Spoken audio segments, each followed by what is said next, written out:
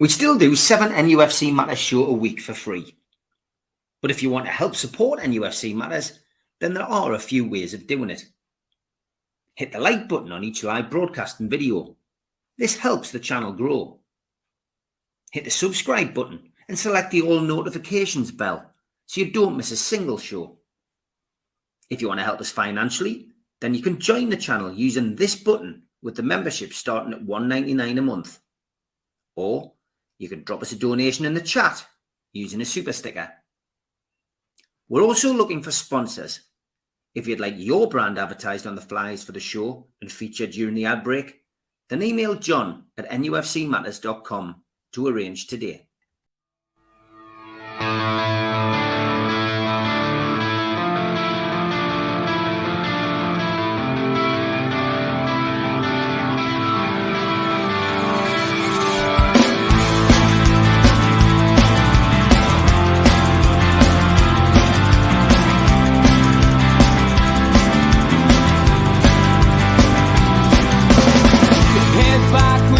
Attack. It feels like I've been talking to myself again, but it's the only way you're ever gonna learn. You look back and it's all in the past. I'm dwelling on the thoughts I cannot say to you. If I don't say the words, then maybe it's not true.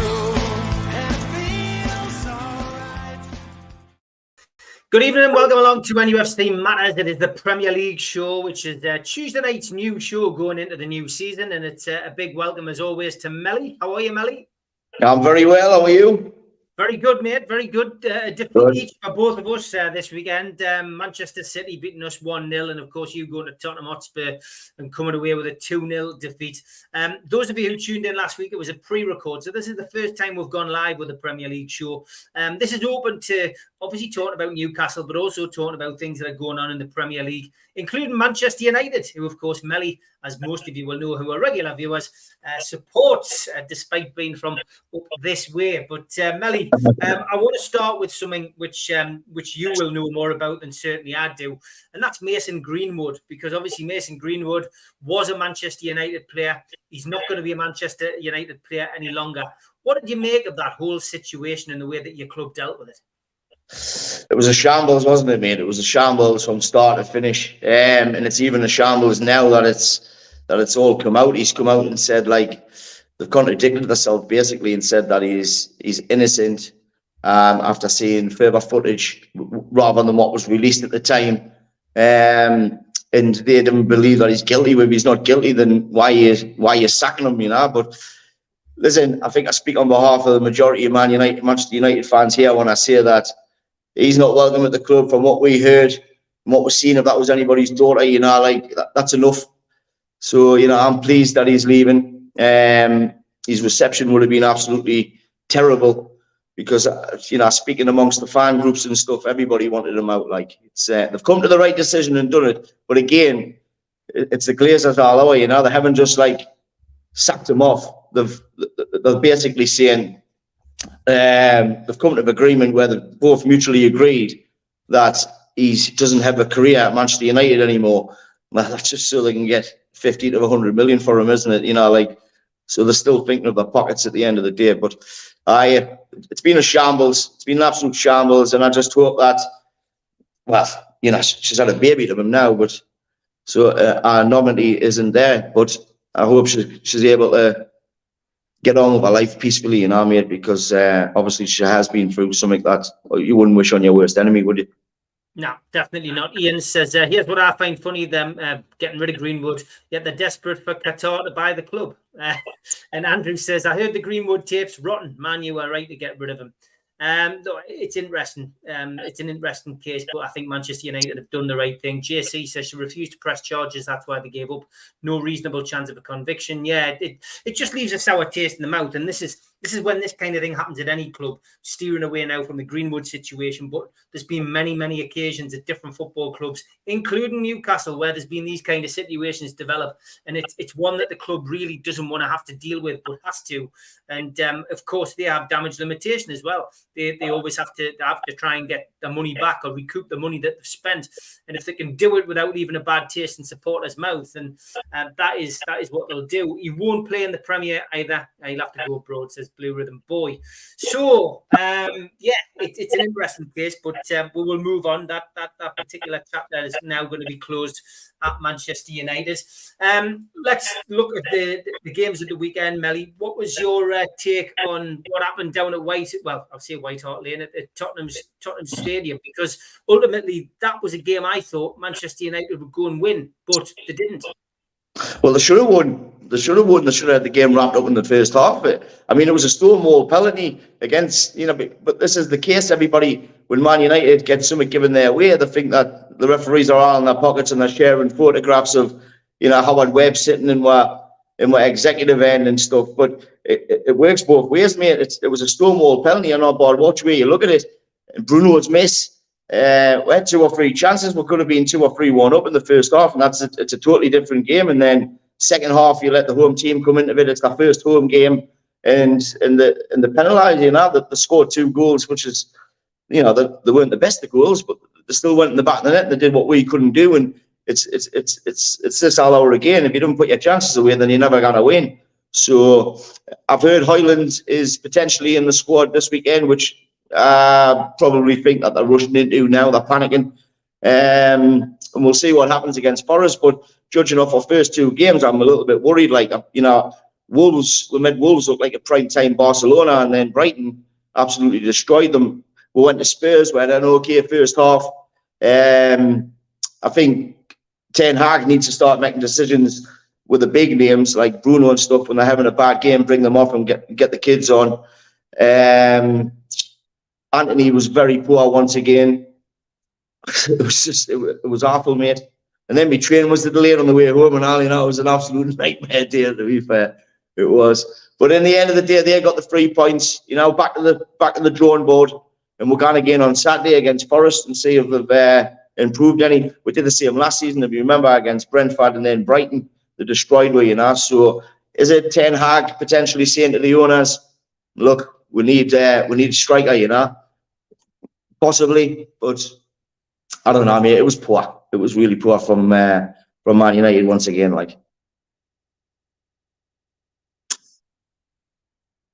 See the sound. Yeah, it's okay, mate. I muted myself by accident. Tom's asking if you think that should have been a penalty for Wolves. I guess the point he's trying to prove with that is things balance out, which it's that old adage, isn't it? Things balance out over a course of a season. Do you think it should have been a penalty for Wolves? I think the penalty should have stood for Wolves on the first glance, but then when I watched it again, at first glance, and this is the problem, when you watch it at first glance. After that, I did change my decision, but at first glance, I thought it was a penalty, mate. After that, definitely shouldn't have stood. So it was the right decision, but obviously, Tom's asking if you think it. Tom's thinking No, I didn't think it was a penalty, and not because it was against Man United, but the ball's come in and the guy's had his chance. He's headed the ball, and then our keepers wipe them out. So it's like when a player runs through, and the guy and the keeper's coming out, they take the opportunity to shoot, the miss, and the keeper follows through and takes the player out. That isn't a penalty because he's had his opportunity. So I think they got the right call. But what I do know is, none of the officials come into Manchester United changing rooms on Saturday night and said sorry. Interesting. Okay, Martin Gallen, good evening. Says, is it not time to come and support the mighty Mags? Hey, I tell you what, I think people, not now, but Martin took my son into the box for Man City in the Toon on Saturday there. He's Man United through and through, or Melbourne, and if I could share the video with you when I asked him. And I said, look, you can, son, you're a man, so you'll end up choosing your own team. And he went and he supported Newcastle, and they put a tune top on him, but hey, I think he'll get him Melbourne, but it'll not be this Melbourne. Ian says, I've just been watching a Man U fan cast, Lawless, I think he's called. He said, we need to buy an entirely new team. I think it must have been tongue-in-cheek, that. Come to the dark side or black and white, lol, says David, to you, Melly. And Mark says, this is what winds me up about refs. Anywhere else on the pitch, it's a foul, but not when a keeper does it in the box after a player has had a shot. I mean, I guess that leads us to a question then, doesn't it? Do you think goalkeepers are too protected, Mel? Oh, no, 100%, mate. They really are, like, they get away with murder. They really do. But it's always been the case, and the players know that this is the case, so they need to adapt their game, because they're always going to give the decision for the goalkeeper, in my opinion. Breaking news, Liverpool midfielder Alexis McAllister has had his red card against Bournemouth overturned on appeal. So that means he will be available to face Newcastle at the weekend. Again, I think that's the right decision. I know it's not one that Newcastle fans will want to hear, but that was never a red card. I'd be very surprised if the one from yesterday's game, Tommy Yasu, isn't overturned either. I think that was harsh, very harsh. I know it was 2 yellows, but that really was, yeah, it was just weak referee and weak officials, weak VAR as well. Stephen's going on about Twitter here. He says, the likes of Twitter is a cesspit. It allows people to remain incognito whilst causing trouble and upset people no matter what the subject. There are some very sad people out there. Okay. This is all to do with a topic that was early in the chat. Ian says, I'm completely with Bruno on this. How can anyone of sane mind think that going from bottom of the league to not being able to beat the best team in the world in 18 months is a negative?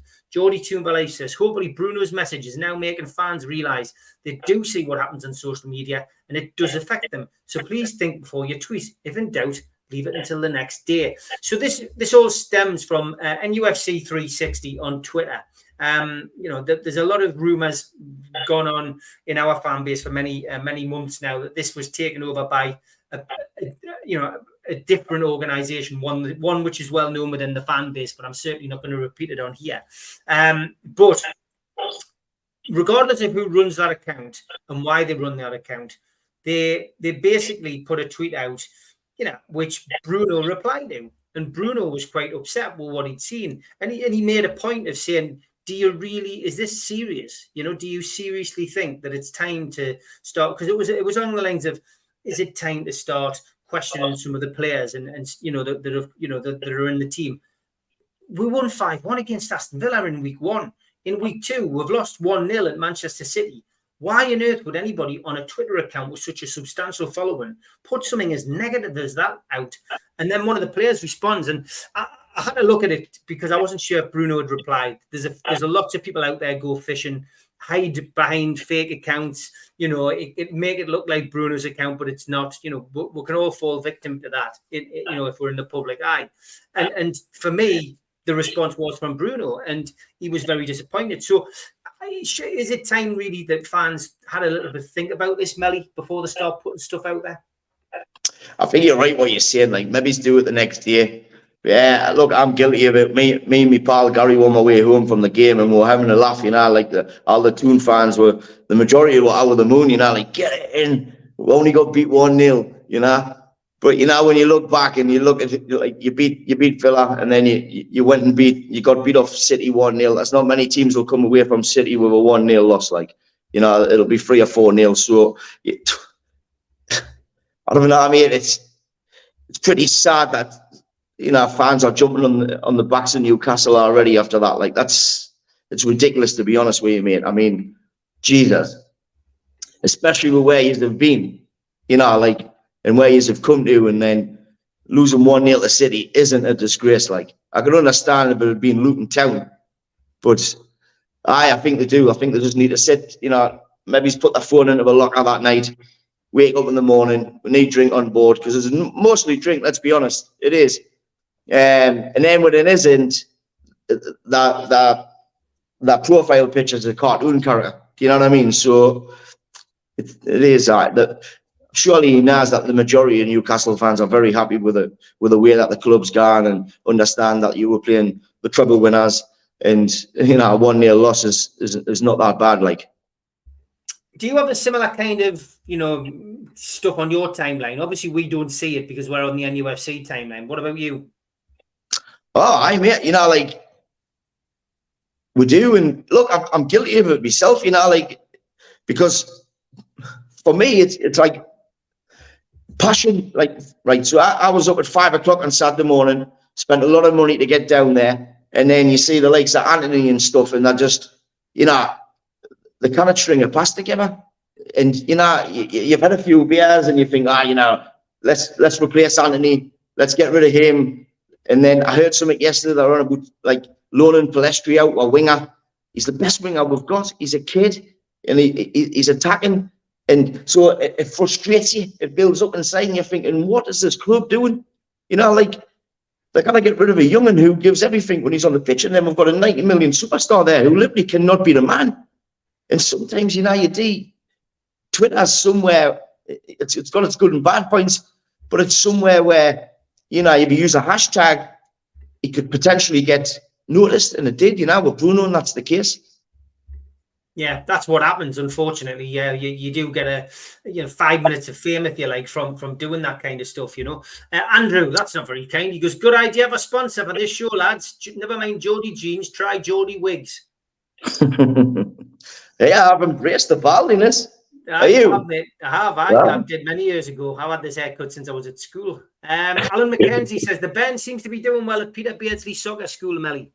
He is. Honestly, I cannot rate that soccer school highly enough. I cannot wait till October till the next one. John's a cracking lad, and then obviously you've got Peter, who's great with the kids, and he brings along other ex-pros. Steve Watson was there the last time. I'm sure Nobby's been there before. But it's just good because, you know, like, these people have obviously been trained at the highest level. So they're now, you know, with Beardsley, I shared a video the other day, and my son scored his first ever goal, Steve. He signed for Elton Juniors, and he scored on his debut there. And so he ran away, buzzing, come running up, and then he realised, you know, what Peter Beardsley had told him, and that was, you hadn't scored that goal without the pass that came. So he went running back up, knee interference from me, went running back up, and give the guy, Kitty was called, a high five, you know, and I thought, that's what they've learned. That there was the most valuable bit of information that he'll ever get, you know. So that kind of thing, it's like that all the way through. And if you've got any kids, like I said in the last show, get them there, like. Yeah, good crack. Jody Toomba says, Melly, what would you have done before social media? No need to tweet in reality. Yeah, it's a good point, that, Jody. It's right, guy. I mean, it wasn't as if you'd be hanging around the player's entrance to give somebody a bit stick, would you? You know what I mean? You'd forgotten it by the following week. I mean, boo boys, etc., still exist. You've always got a player that you're going to get on the back of. I'm sure you sit next to people home and away or stand next to people home and away who give grief to certain players, and you know, in the old days you could just move away from that person, where now you end up sitting next to that person in your season ticket seat. So it is a bit of a nightmare, like. But yeah, good point. It's one thing I'll never do, like, is boo me own players, mate. It's, you know, whether they're good or bad. But he's right what he's saying, you know, because it's there and it's available, you use it, and it's I don't know how you would actually sort it. I think it'll go on forever, mate. It doesn't matter whether you're in football or whatever you're into. You know, if you're a high profile person and you're not doing your job properly, then you're always going to get people who are going to get at you for it, like, unfortunately, nowadays. Yeah, JC says, actually, I think all the pomp that Manchester City had before kickoff, walking out past the Premier League, the FA Cup and the Champions League trophy, must have been a bit of shock to the system. I've got to be honest, I think that played a little part in, I wouldn't say it unnerved Newcastle. I think, and I don't think it was aimed at Newcastle either. I think that was really just, it was their first home game. And they've just won the treble. And why shouldn't they celebrate? You know what I mean? And they had two huge flags coming down from the main stand that faced the Newcastle players, one coming onto the pitch.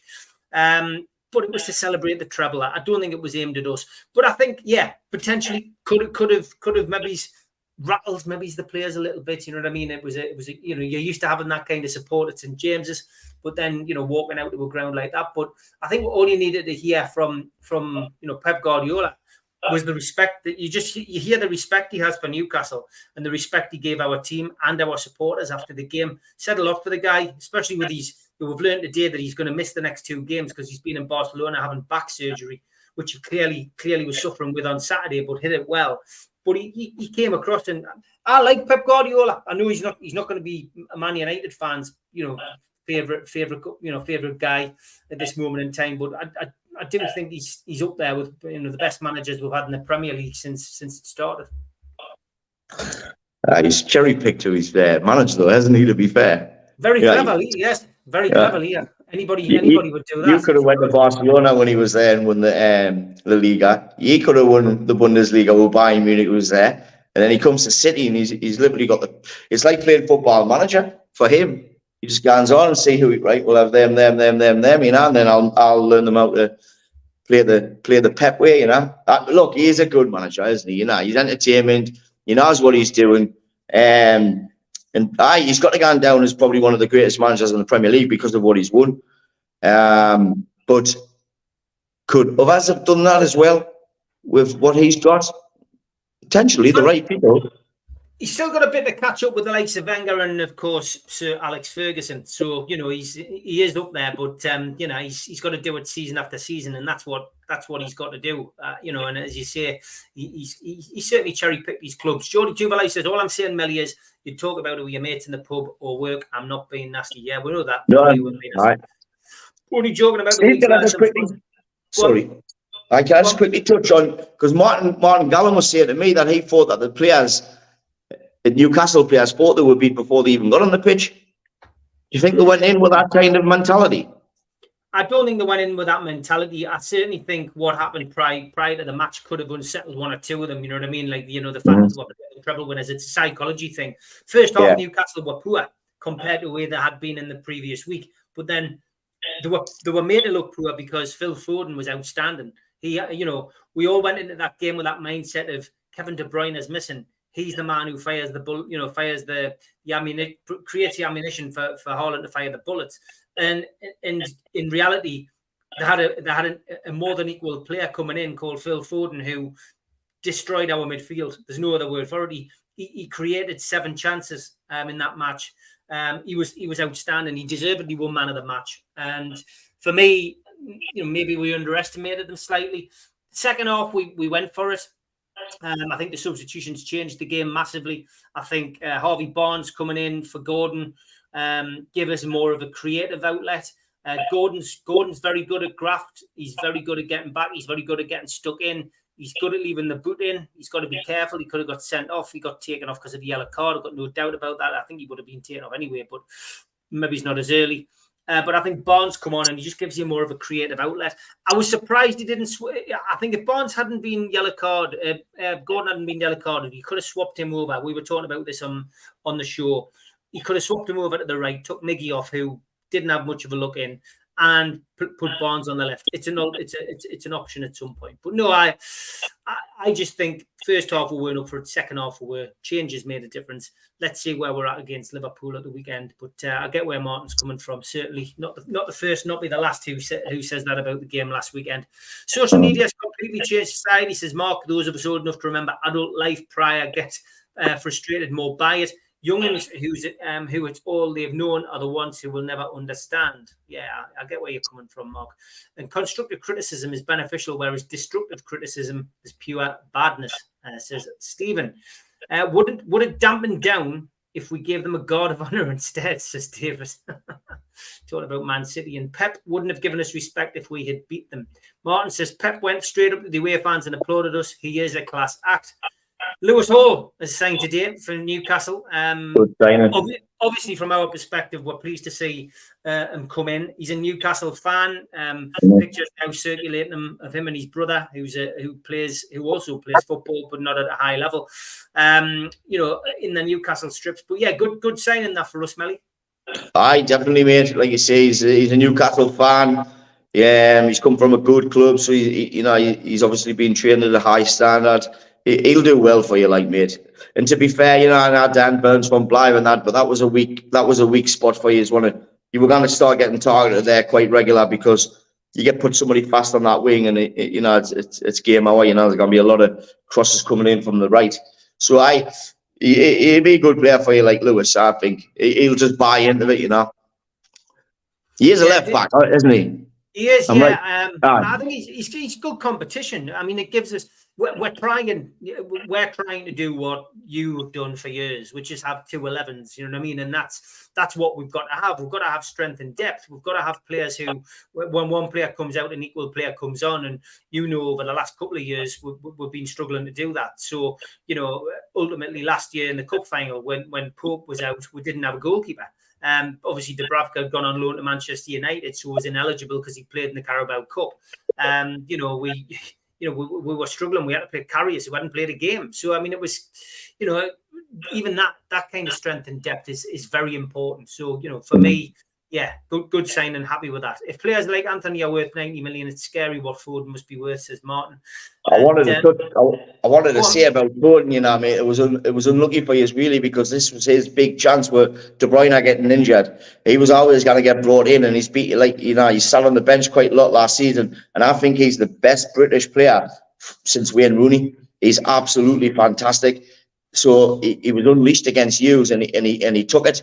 He took his opportunity, and that's it now. Like, he'll push on for the rest of the season. So it was a bit unlucky on your behalf, because had De Bruyne not been injured, he was just coming back from injury, he probably would have started and he wouldn't have been 100% match fit. So it was a little bit of it went against you, I think, that. And it proved it, it did. Foden's come in and had an absolute blinder. But yeah, he did. Well, Martin just said there, he's got to be worth 200 million, hasn't he, in today's market? Yeah, no doubt about it. Are you worried about the start Man United have had, says Alan? I've got you down with Everton, Luton or Sheffield. Hey, I tell you what, if I got rid of the Glazers, I'll happily take that. Like, wow. And has Manchester United's lacklustre start surprised you? I expected they'd be straight out of the traps, says Blue Rhythm Boy. Blue Ribbon Boy, it's the same as every year, mate. We'll have an okay pre-season where we're looking sharp, and we're coming at the beginning of the season and we're disappointing. So I'm hoping that we're going out and we'll get a 3 or 4-0 win against Nottingham Forest. Alan McKenzie, Chick Charlton was my first manager. Charlton. Wow. Way back for Linemouth Juniors. Class act. Up there with Pep and Eddie. Hey, I tell you what it is, that might be tongue-in-cheek to you, but he really was, He was the daddy around here. He could sign anybody he wanted, in the Morpeth Sunday League. Mate, like, it doesn't matter if they're playing for the best team. Chick would go on and see them, and he would, because he had a bit of a gun on it. But, mate, honestly, he's a legend in this area. A legend. I love that he's brought him up. Good shout. Good shout as well for Jem Plumford. Big shout out from the Cambodian Mags. Hope everything's okay over there. Please hit the likes and subscribe. Thank you, Tom, as always. This chick was from Linemouth, onsetter at Ellington Pit, says Alan. So it's definitely the same one. Melly Hall started his pro career as a left midfielder, but injuries last season to Chelsea's left back gave him a chance in the first team. He did well, hence now a left back. So there we go. So another player who's versatile, which is good. With the size of transfer fees now, what do you think of salary caps, Melly? I think salary caps would work. It helps the club throughout. And I think the players only need to be making so much money, don't they? How do you motivate somebody like Mbappe and Neymar, who are going to be getting $1 million a day? How would you motivate them kind of players? And it's only that kind of salary is going to become the norm in the Premier League in probably 10, 20 years' time. That's what we'll be talking about. How do you motivate somebody that's making that kind of money when they're not going to get it, whether they play good or play bad? What I said was, like how we get the player ratings at the end of the match. The referee should put his, not the referee, sorry, an official should put his ratings in at the end of the match, and that determines how much pay you get. So if you get a 10 out of 10, you get 100% of your pay packet. If you got a 4 out of 10, you get 40%. And I think you would see a totally different game then, because people will be playing their socks off game in, game out to make sure they got as near to 100% of their pay packet as possible. But at the minute, they've just, they know if they play rubbish, the money's going to be in the bank the next day still, So salary caps is, they've got to bring something in. They've got to keep their feet on the ground somehow. Big shout out to HGV Rob, West Ham fan in the chat. He said, "Hey, tell you what, great start for your lads. again, another 4 points in the bag at the start of the season. West Ham, of course, got Europe on their mind again, so it'll be interesting to see how they do coming up to the break. So we'll talk a little bit about other teams later. Straight answer to a straight question: is Bruno playing well? Don't answer because we can't make an opinion, says Paulo. You know what I said last night, Paulo? I'm not sure if you were on the show last night. Before I jump into the ads, Bruno and Almiron are suffering because Tonali's come in. That's my opinion. And my opinion is that it's a formational change. And that little triangle of Trippier, Almiron and Bruno, which worked so well last year and created so many chances, which Almiron put in the back of the net, has been dispersed a little. And now we've got Tonali in there. It's going to take time for them to find a way to play together. I think Tonali and Bruno are very similar. You need to push one of them further up. They seem to be both sitting deep, and I think that's the reason that there's been an alteration in those two players' forms. Bruno last year, everyone thought he was carrying an ankle injury. Yet in the summer, he didn't have any ankle surgery. So I think it's a formation change. But we'll wait and see. He hasn't become a bad player overnight, that is for certain. And if you check the stats, he was one of the best players in our midfield at the weekend. Okay, halfway through the show, time for the ads. A big thanks to all our sponsors, Skips and Bins. You can find them at skipsandbins.com or telephone 0800 25 45 25 3. Email inquiries at skipsandbins.com. Website skipsandbins.com. Easy contract free and pay-as-you-go waste collection. Big thanks to Mr. Vicky's. Sauces handmade in Cumbria. You can order them from their website, mrvickies.co.uk, or by telephoning 01768 210 102. A big thanks also to New Workwear. You can find them at newworkwear.com. They're an agile and dedicated workwear provider. Welcome back as well to United Travel. They are a UK coaches firm, and they are based in the Northeast. They've got 2024 tours, and you can contact them on 01670 632 460 or mobile 0791 666 4174. Email info@unitedgrouptravel.com, and they've got a website which is unitedgrouptravel.com. There's no strangers on their tours, just people you haven't met yet. Big thanks to them for their sponsorship. Big thanks as well to Media Arts, and they supply all the video technology.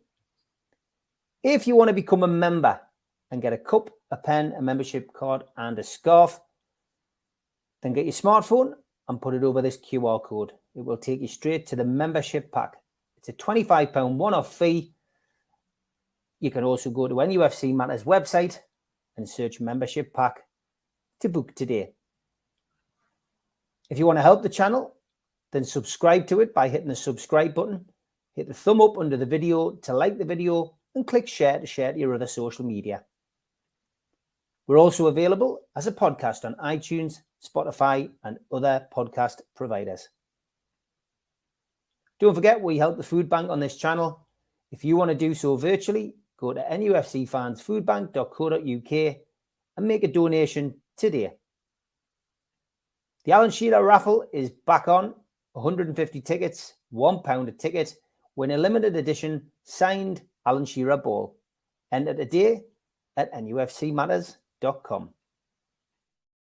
Mozza, you little tinker, says, Melly, more important than Man U start. Are you worried about Steve's poor start in the Matters Fantasy League?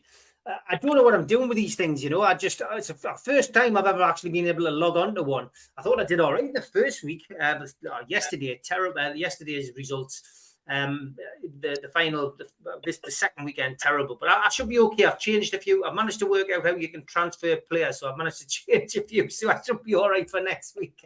You took Nick Pope off as your captain. That's the main one. Yeah, I don't know what the hell I'm doing, man. Honestly, I don't know what I just said I would join in to stop people nagging us and saying, well, Steve's not even in it. So there we go. I mean, George Best said it was hard to be motivated once he won everything. How much would he have been worth now? God, you're right then. David says, in your system, Melly, who would arbitrate the points? The what? With the referees. The refs would be billionaires in a month. And David says, who would arbitrate the points? Sorry, mates, that keeps ringing, you know. I keep putting on Do Not Disturb and all, and it just keeps ringing. I don't know why. Yeah, they were talking about your system with referees where you were saying they would get deducted. They would get player-related pay. So they're saying who would arbitrate the point system? It would have to be an independent official, wouldn't it? Yeah, because our players would get 20% of their wages because the referees here would trust us, man.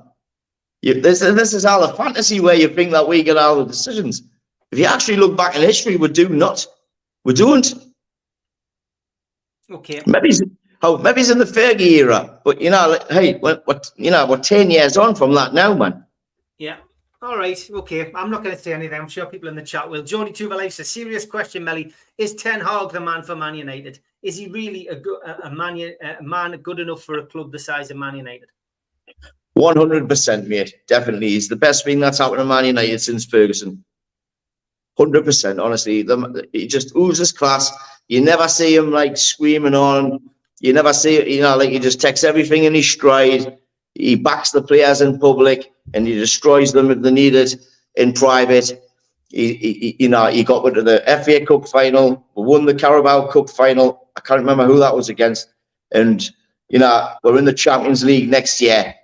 So with the team that he had, I mean, that's absolutely amazing. He's brought in a few players. Yes, a couple have been dummies, but I seen a post yesterday saying the likes of Barcelona, Real Madrid, Bayern Munich, Lyon, the Val came after Ten Hag's previous signings at Ajax. He knows what he's doing with recruitment. Didn't judge him on the ones that he's had so far, because just remember who he's got backing them. People say, the Glazers back with no matter what, the money's there, but it's the money that Manchester United, they generate, They actually look at how much the Glazers put out their own pocket. It's I've put more into the club than what they have made. So, I do. I think Eric Ten Hag's definitely the man for Manchester United. Keeping him is probably going to be the hardest thing, because people will come for him, and if he's not getting what he wants, then why would he stay? Yeah. Okay, Melly's been there over a year. You've got no style of play, and he slags Newcastle off. Don't think we forget, says Johnny Tuvalay. Kelly, this is somebody in the chat was saying about Mason Greenwood. We talked about it at the start of the show, and Danielle, we agree. No one in the Premier League can touch him. We agree with that. He's got to go abroad. That's there's no doubt about that. I really would say that. Kelly, would Man U not have been better off? I think you've been Melly, unless you're keeping something from us, Melly. And Melly, would Man U not have been better off with our ex-manager? After all, the pundits said he was the bee's knees. Steve Bruce. Was Steve Bruce really that bad, though? Terrible. Absolutely terrible. I wouldn't have him in charge of a Sunday League team, mate. Terrible. He's a dinosaur. I'm glad he's not. I'm so pleased he's out. I've got you there, didn't I? Oh, you did, but you did. You got us massively there, mate. No doubt about it. Andrew met Fergie at the Sportsman's Dinner. He was funny and good crack, but he speaks utter rubbish regarding Newcastle. Yeah, he did the other day about Aston Villa saying they were a great team and playing really well. Wait, and nobody was he proven right though, mate? Well, yeah, but not in that game. Look at the next game. No, but not in that game. And yeah, in the next game, they were playing Everton, who are garbage, who I've tipped to go down. I've said Everton will end up with Everton. They'll treat them differently to Manchester United and to Chelsea. They'll say that it's because it's a Premier League fine. They'll get a points reduction. Everton will be rock bottom by October. They're there now, and then what'll happen is they'll get a 10-point deduction. Everyone will be up in arms. Everton will go down the season, like they're determined to send them down. But yeah, Melly has got jokes here, and you're right. Is it a surprise to see Brighton up there, 2 wins? No. Sold off the team again in the summer, and there they are, 2 wins, 6 points, top of the table. I mean, it's no big shakes. We were top of the table last week. It means now to this time, but yeah, 8 goals scored, 2 conceded. Are they going to be there and thereabouts again, Melly? Oh, definitely, mate. 100%. The recruitment, I don't know who said of the recruitment, but he's very good. Like, they're just amazing. They're buying players for $4.5 million and selling them for $115 million a year later. But yeah, they're in the right position, aren't they, mate? Because ultimately, so far, they have been the best team. They're really good. They're hard to play against. I mean, they were away at Wolves, wasn't they? They weren't at. They were at the Wolves ground. Aye. Yeah. They're hard to beat at home, and if they hit that away form, mate, they're going to be a force to be reckoned with. Gallen actually said he was going to have a stupid punt and put on that they win the league. But and people say, "Well, you don't be stupid." But you look at Leicester, and they quietly just went away and gradually did well week in, week out. And we're 2 games in. Let me have a look again at maybe it's the end of September, beginning of October, and see where they are. But I think they'll do okay, mate. Okay, do you think Kane's going to win the Champions League with Bayern Munich, and can he still come back to the Premier League and beat Shearer's record? Yes, no, and yes.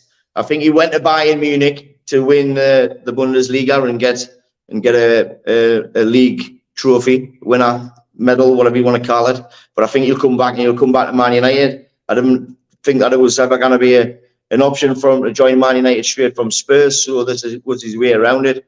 Well, I'll say that. We don't know where we're going to be in a couple of years' time, because he'll have 2 seasons at Bayern and then he'll come back to the Premier League. And how many is he behind? Shearer now 30 or something? No, a few more than that. Like he's going to need at least 2 seasons to beat Shearer's record, I personally think. Anyway, what's he on? 217 or something? Something like that, yeah. And what was Shearer? 260.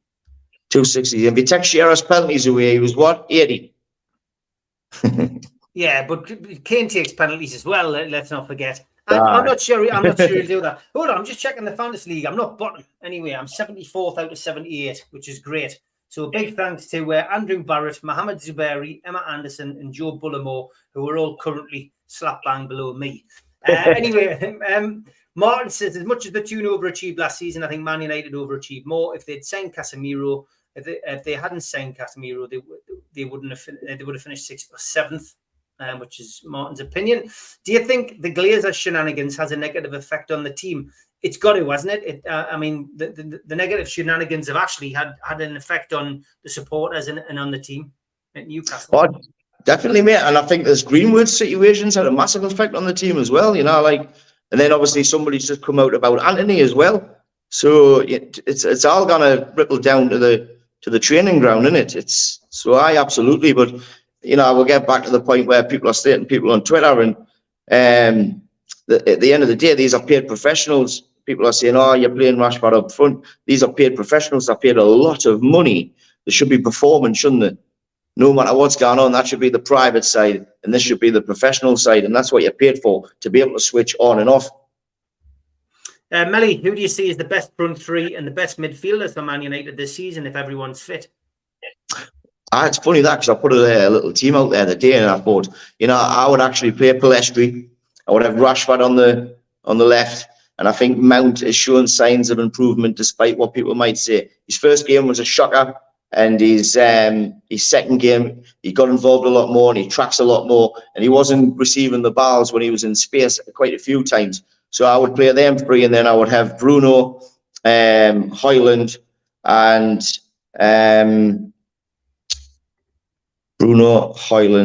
and so I had Rashford, Mount, and Pellistri, and I'll play Bruno, Højlund, and Martial. Just for what we've got at the minute. Mm-hmm. Okay, Stephen Hookin says, Melly, the Glazers have saved off millions from the Man U coppers, but you've won 12 trophies during that time. I guess doesn't feel like it though. But you have.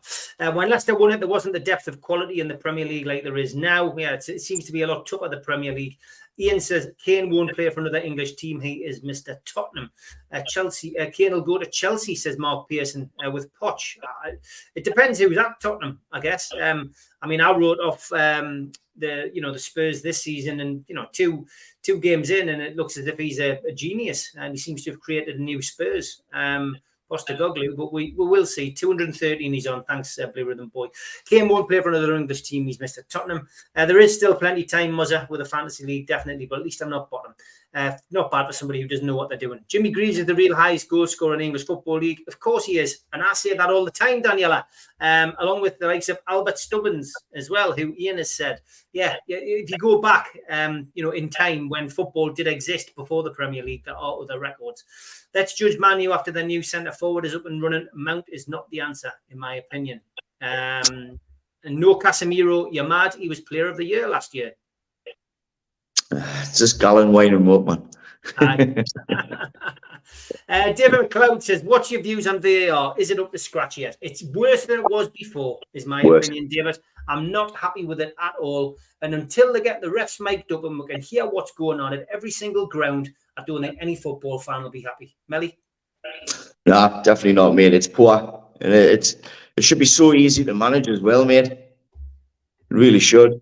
How would you change it? Could you have maybe a home team official fan and an away team and an independent?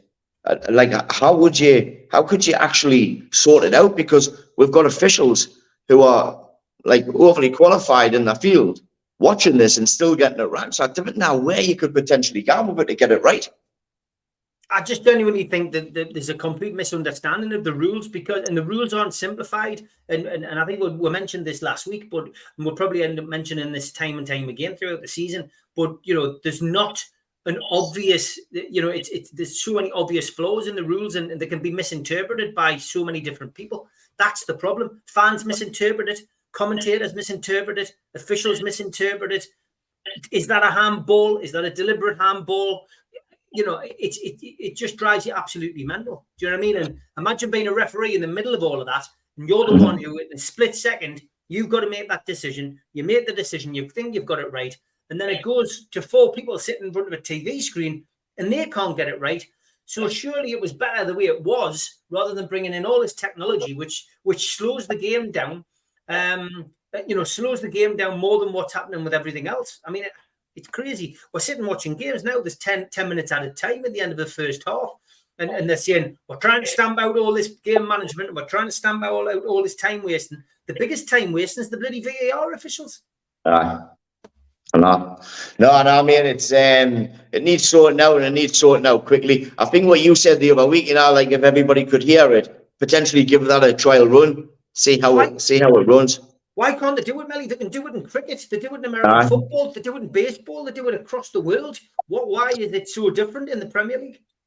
I tell you what, I noticed in the women's final, when she gave the penalty, when she came back out, she broadcasted to the whole stadium. Of course. Did you notice that? Yeah, that was in every single game, all the group games. So the women's game is ahead of the men's game in that. It's bonkers, man. Absolutely bonkers.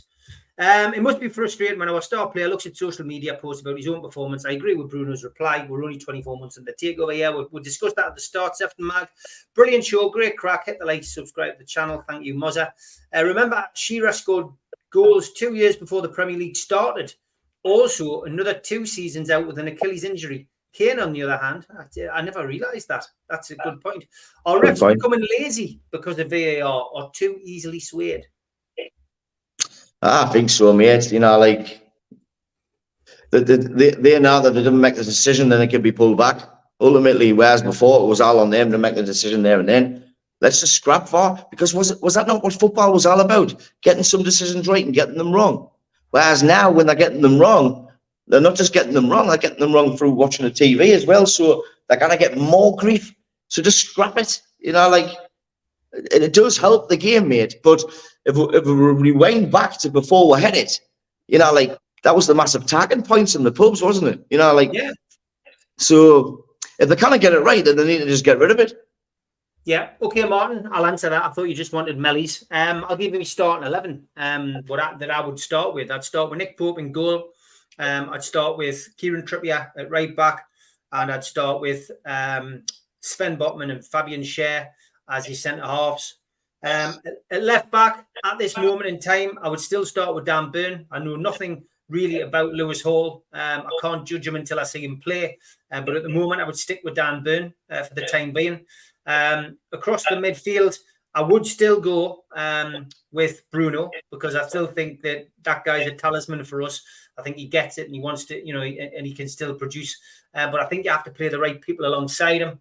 I still think that person at the moment is Joe Linton. I think Joe Linton still needs to be in as part of that 3. But honestly, I would have started the season with Elliot Anderson. The kid had a great pre-season, and if you're good enough, you're old enough. And I genuinely think that kid's been hard done by. I would start with Anderson, and I would have dropped Tonali. I would have brought Tonali in gradually. On the left-hand side, I would play Harvey Barnes because I think creatively he's the better player. On the right-hand side, I would give Anthony Gordon a run out now instead of Almiron. And up front, I would play Alexander Isak. That's me starting. That'll be me starting 11 for the game against Liverpool. So there you go, Martin. Do you think football is becoming a non-contact sport? Well, it's getting that way, isn't it? I don't understand this new rule, Melly. There's now a rule. There's now a rule where apparently referees have now going to decide what's a foul and what isn't a foul. But it's almost as if they're giving you a license to do what you can do in the Championship, in the Premier League. This is what I mean about them not. But you can't understand the bloody rules. I think yes, a few years ago it was becoming a non-contact sport. Now I think they're almost being encouraged to less the yellow cards for somebody kicking somebody. But if somebody does a Gaza and throws a fake yellow card in your face, get them off. But then you watched the game yesterday with Tommy Yasu, 2 yellow cards, which Mark Byers correctly mentioned can't be reviewed because it's 2 yellow cards. So that stands now. He got sent off for nothing. He got sent off for nothing. But I think in the past it was, but I don't know. But same with that. What do you call it, McAllister? Though that wasn't a red card, but they give him it. I mean, yeah, you're right. I mean, that's what I was thinking when he says a non-contact sport. Like, players are scared to, although they're saying like we're going to let more away, they're scared to. They don't see the 50-50s anymore, the big hefty 50-50s, because they know that it's going to be given as a foul. Like you say, the players aren't even like genned up on the rules anymore, man. It's becoming like Americanized, isn't it? You say like about City, the beginning of the stadium, all this, the fireworks, the music, the entertainment, and either won the treble, but they'll do that against Burnley in 12 weeks' time as well, man. It's all gone Americanized. It's all becoming more and more about money now, unfortunately. So the game's slipping away from the game that we're looking. It's happening. Yeah, it's happening on the pitch and it's happening off the pitch. I think what's happening at Newcastle with the ticket situation, I'll not go into it, but I think that there's big changes afoot home and away, and I don't like that either. Do you think Maguire will leave Man United, and do you think Scott McTominay will leave? It sounds like no one else is coming in for Man United. I think Scott McTominay will stay, mate. I think Van der Beek will leave, and I think Maguire needs to leave. He's a good player. I said this the last time I was on, mate. He's a good player. He got bought for 85 million at the time, given the captain's armband within 6 months, and the pressure's been on him. He makes one mistake and it's scrutinised to bits. He's all over the media, and then the next week he makes another mistake, and anybody else to get away with that? You never see Dan Burn in the paper every week for making a mistake. You'd even see Saliba or whoever else, but Harry Maguire, because he plays for Man United, is he's England's best centre back. Manchester United's captain. He dares make a mistake. He needs to take his sell away. I wish he took the West Ham money, the West Ham bait, and went for it. But I've heard rumours that he wants his money off United, and rightly so. If you're in a contract, then you're entitled to that money. And people are saying we just walk away. Why should you walk away? It's 10 million. He was contracted for that. Would you walk away from your day job if you were contracted to something? No, you wouldn't. You would want it, And he hasn't been treated very fairly by United lately. So I back him there. Get your money, but mate, he needs to get a move if he wants to play in the Euros next year, because he needs to be playing. Because there's some cracking centre backs coming through, and potentially he could lose his England place through this. So he needs to move. He needs to go to, I would say, West Ham or Spurs, somebody like that. Howard Webb did a show with Shearer Lineker and Mika Richards' new podcast, Interesting Watch. Actually, it's a good series. Thanks, Muzza. Do you lads think there's been too many frivolous yellow cards this season? Half a club squad's going to get suspended 2 or 3 times a season at this rate. Yeah, because it's new rules, and there's definitely been more yellow cards. Who has what better? Who's got a better midfield, Man U or Newcastle? Be honest, Melly, it's us, isn't it? Oh. Do you know what it is, mate? I wanted to jump back onto that point that you made before, but, Elliot Anderson, he is a player. He's a bowler. He's the closest thing I've seen to Rooney in a long time. You know, like he's come through young, he's stocky, he gets involved, he'll run up the pitch, he'll run back down the pitch, he plays for the badge. Who else does that? You would have to get him in. If you put Elliot Anderson in there, you know, like I would have. I'd probably swap your Bruno's. I wouldn't think that you've got a better midfielder. Interesting. Most people disagree when we start in 11. Broken Flask says I've got a canny start in 11 there. JB says I would play Anderson left midfield, put Big Joe, Gordon and Miley on the bench for Sunday. Interesting. Miley keeps getting mentioned by people. I think if VAR can't make a decision, then you stick with the ref's on-field decision, says Daniela. Will Big Joe be fit? He's 50-50 on the injured list. Yeah, I've seen that on my fantasy football team. As much as I agree with Anderson playing well pre-season, I feel Longstaff was our most consistent last season and did a lot of legwork for Bruno, and they play well together. Our options are unreal. You're right, Martin, but I don't think Longstaff's fully fit. He certainly didn't have a full pre-season. I was surprised to see him coming on ahead of Anderson. He's just saying that because he's mates with him, man. He gets to the cricket and that woman, man. All right, okay. Yeah, but you know, it's the way it goes. You know, everyone's got opinions. You know, in any fan base. We will know when the Americans get their way when the commentators start talking about soccer. Soccer. Botman doesn't make mistakes. He certainly didn't against Haaland. That's for true.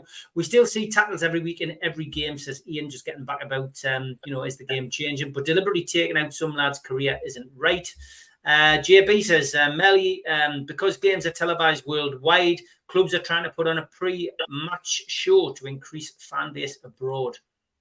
But they didn't need to do that, man. We're already the biggest watched league in the world. They didn't need to do that. Leave that to the Americans, to the soccer. What's Joe Linton's best position as an outsider looking in, Millie? I think he's a left winger, says Blue Rhythm Boy. No, I think he sits well, but, you know, like holding the midfield between Bruno and... sorry, like I'm not totally chained up on your thingy, but he can link up the play between your attackers and your midfielders. He's so strong on the ball, he can hold it up. And you might not believe us, but when he was going through a bad spell at the club, when he was playing up front, you know, I could see a player in him. Like, and I was saying it to me fitter, who's a massive Toon fan. I says, and he was saying, "Wait, give our man, he's useless." I says, honestly, there's a player in him. He's a proper old style player, man. You know, he's like a Mitrovic, isn't he? You know, give him the ball, and it's going to be very hard for anybody around him to get near him. Like, so I would play him in between your forwards and your midfields, you know, and just. If you're struggling to play between the lines from the goal kick, then put it in the centre and Joe Linton will link you up. Jack Sparrow says, Melly lad, what do you reckon? 60 million for Mount or 55 for Tonali? What's the better deal, Spug? Mate, every day of the week, and I'm not saying this because he's United, but I would always go for British Premier League proven players. Tonali's still got to prove himself. Mount's had a bad season with injuries last year and he's going to come into it, but he's definitely the better buy for me. Okay, Melly, the second best Bruno in the league, couldn't wipe Bruno G's boots, man. Yeah, if somebody come in tomorrow, 125 million for Bruno G, do you accept it? Possibly, because you know you'd be able to go and buy something, you know, better. But I don't know. There seems to be lots of stuff flying around about Bruno at the minute. I don't think he's going anywhere, not for the time being, anyway. Ask Mel to say the Dirk is hurging the bed. The what? I don't know. The Dirk is here to the bed. It's because I come from Ashton, man. It was originally called Soccer in England. Cheers, Ian. Tom Dixon says it would be good if we can repeat the Carabao Cup final again this season at Wembley. It would be, yeah. Except it would, aye. Fantastic. With the different results. Bruno said the Premier was the main league that they watched in Brazil. So, yes, no need to be playing games to suit TV rather than UK fans. Tonali has proved himself in the Champions League and international football. If you think Melly's broad, you should hear me. I'm from north of Melly at Reed Ra. Reed Ra. I went there once, Alan, but it was shut. And Paul says, did Chick not have the scrapyard in Linemouth, now a caravan storage yard? That's his brother, Harry Charlton. He was Thomas Charlton. Last question is a vital one. What are you having for tea, Melly? I'm not. I'm speaking my daughter's birthday. My daughter's 15, so I had a barbecue with my daughter. So now tonight. Top class, Melly. That hour has flown over. It's great when it's live, and we had good banter with the crowd. Thanks everybody for tuning in. I'm back tomorrow night. Wednesday night is 6 o'clock. Geordie's here. Geordie's there. Tune in and look forward to seeing you then. Take care, Melly. All right, take care, everybody. Thanks, Steve.